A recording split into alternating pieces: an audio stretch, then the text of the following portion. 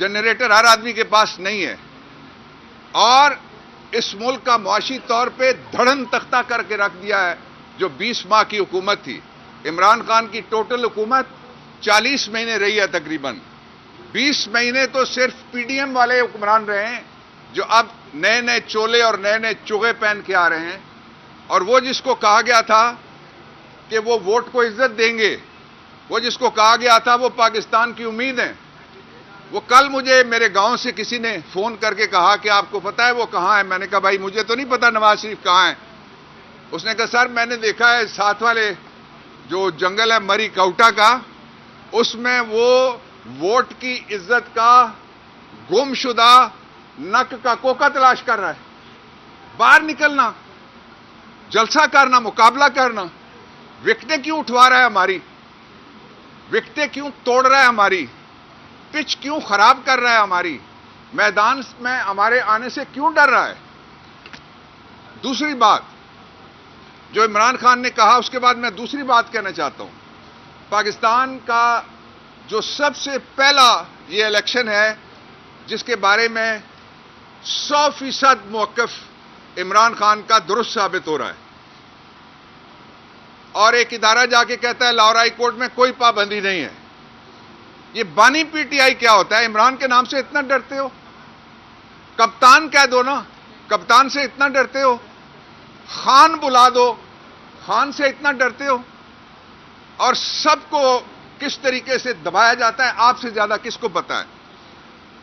چوتھی بات، میں خراج تحسین پیش کرنا چاہتا ہوں پشاور کے چیف جسٹس صاحب کا، ابراہیم خان صاحب کا، جنہوں نے پاکستان کی بیٹیوں کو نئی امید دی ہے کہ جب بیٹی جائے گی تو قاضی شہر تڑپے گا، وہ کہے گا میری بیٹی کو کھانا کھلاؤ، وہ کہے گا بیٹی میں پہنچ گیا ہوں، میں نے چھٹی ختم کر دی ہے، وہ کہے گا میری بیٹی کو کوئی گرفتار نہ کرے۔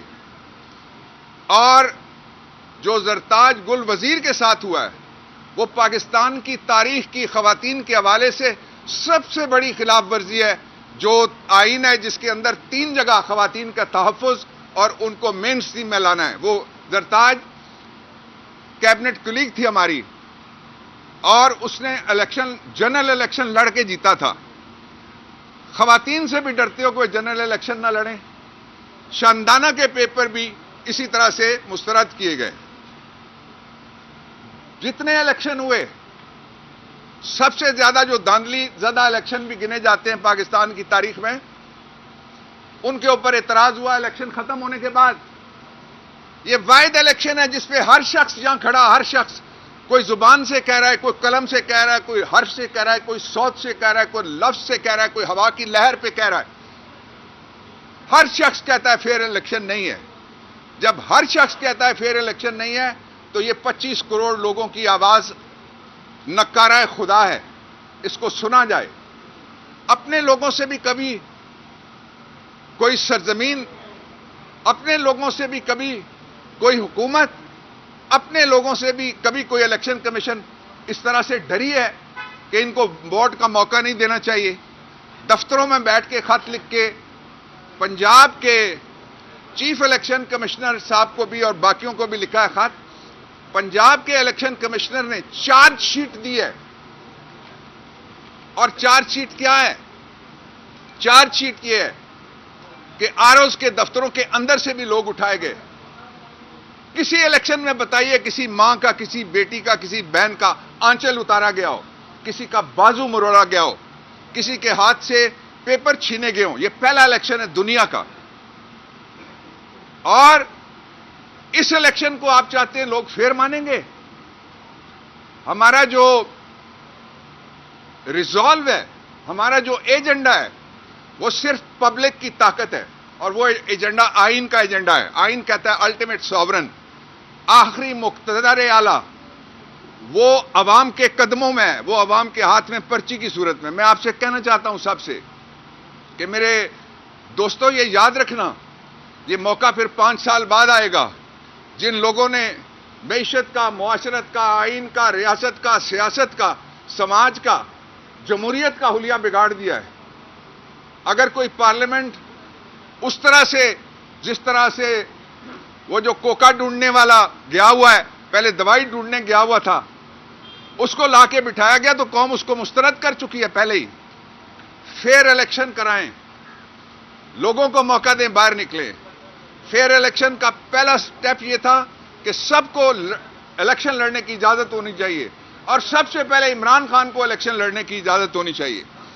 ایک طرف وہ شخص جن کے خلاف ڈھیر لگے ہوئے مقدمات کے ثبوتوں کے رسیدیں کوئی نہیں ہیں، جائیدادوں کے بر اعظم میں ایک ہے جس نے ایک اپنی جائیداد تھی بیچ کے پاکستان آ گیا، اس کو پاکستان کی اس وقت پورا پاکستان ایک بڑی جیل بنا دیا گیا ہے، اس کو ایک پاکستان کی چھوٹی سی جیل میں بند رکھا ہوا ہے.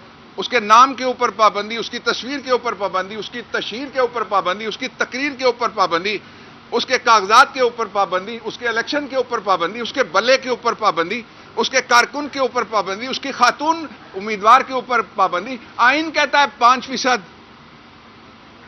کانسٹیٹیوشن کے نیچے بنا ہوا قانون کہتا ہے 5%.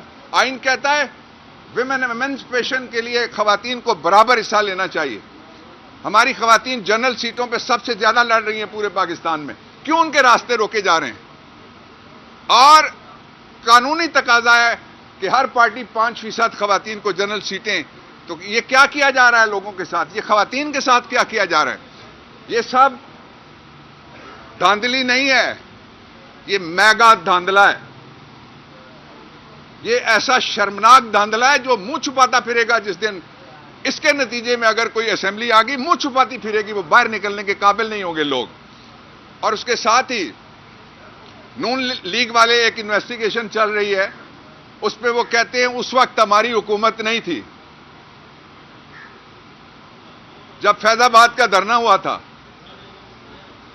اور نواز شریف واپس آتا ہے، بجلی کا بل شہباز کی مہنگی کیوں لہراتا ہے، کہتا ہے ہماری حکومت نہیں تھی. کتنے جھوٹ اور بولو گے؟ انگریزی میں کہتے ہیں بگ وائٹ فیٹ لائی. اس سے آگے گزر کے ساری ڈگریاں طے کر گئے. یہ پورا نظام اگر کسی جھوٹے کو، کسی ایسے شخص کو جو منی لانڈرنگ کرنے میں ملوث ہے، کسی ایسے شخص کو جس نے آج تک قوم سے معافی کبھی نہیں مانگی، اس نے کتنا پیسہ لوٹا ہے، اس کو اجازت ہے.